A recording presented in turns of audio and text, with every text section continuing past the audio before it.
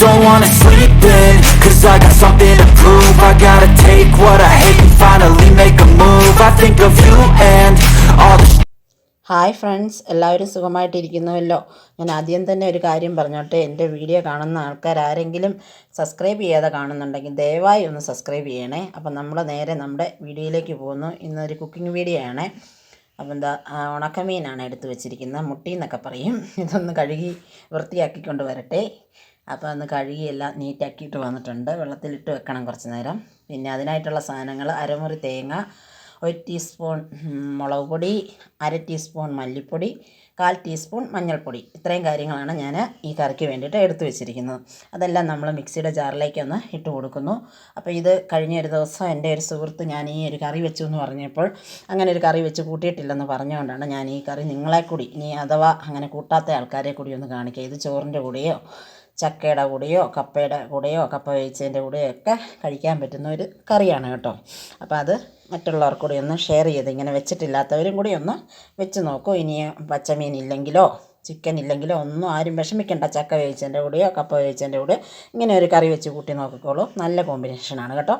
അപ്പം ഞാനിങ്ങനെ ഇടയ്ക്കൊക്കെ വെക്കാറുണ്ട്. എന്നിട്ട് ആവശ്യത്തിന് വെള്ളം, സാധാരണ ഒഴിക്കുന്നതിലും കൂടുതൽ വെള്ളം ഒഴിച്ച് വേണം വെക്കാൻ. കാരണം കറി കുറുകുമ്പോൾ വെള്ളം വേണമല്ലോ, ഇത് വേകുന്നതനുസരിച്ച്, അതുകൊണ്ടാണ്.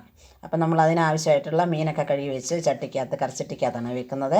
സബോള, അരമുറി സബോള, ഒരു 2-3 അല്ലി വെളുത്തുള്ളി, ഒരു കഷ്ണം ഇഞ്ചി ചെറിയ നീളത്തിലരിഞ്ഞത്, ഇതെല്ലാം കൂടി ഒന്ന് ചേർത്ത് വെക്കുന്നുണ്ട് ഞാൻ ഈ മീനിൻ്റെ കൂടെ. പിന്നെ ഒരു മീഡിയം ടൈപ്പ് 3 തക്കാളിപ്പഴം ഞാൻ എടുത്ത് വെച്ചിട്ടുണ്ട്. അത് 4ആയിട്ട് കീറിയിട്ടേക്കുവാണ് കേട്ടോ. അത് കഴിഞ്ഞിട്ട് ഞാൻ അരപ്പ് കൊണ്ടുവന്നൊഴിക്കുകയാണ്. നമ്മൾ തേങ്ങയും മഞ്ഞൾപ്പൊടിയും മുളക് പൊടിയും മല്ലിപ്പൊടിയൊക്കെ ആയിട്ട് അരച്ച് വെച്ചിട്ടില്ലേ, ആ അരപ്പൊന്ന് ചേർക്കുന്നു ഇതിൻ്റെ കൂട്ടത്തിൽ. എന്നിട്ട് ലേശം ഉപ്പ് ഇട്ട് കൊടുക്കുന്നുണ്ട്. ഉപ്പ് മീനായതുകൊണ്ടാണ് ശകലം ഉപ്പ് ഇട്ട് കൊടുക്കുന്നുള്ളൂ. കാരണം ഇത് വേകുന്ന അനുസരിച്ച് മീനിൻ്റെ ഉപ്പും കൂടി ഇറങ്ങും കറിക്കകത്ത്. അതൊന്ന് പ്രത്യേകം നോട്ട് ചെയ്ത് വെച്ചോണേ. അപ്പോൾ അതൊക്കെ ചേർത്തതിന് ശേഷം നമ്മൾ കുറച്ച്, എന്താണ് നമ്മുടെ ഒരു പ്രധാന ഐറ്റം, കറിവേപ്പില ചേർത്ത് കൊടുക്കുന്നു കേട്ടോ. കറിവേപ്പിലയും കൂടെ ഒന്ന് ചേർത്ത് കൊടുത്തിട്ട് നമ്മൾ ഒരു കാര്യം കൂടെ ചെയ്യണം. ഇതൊന്ന് ഇളക്കി അങ്ങ് വെച്ചേര്. ഒരു ചെറുതായിട്ടൊന്ന് ചുറ്റിച്ച് ഒന്നെല്ലാം ഒന്ന് യോജിക്കട്ടെ.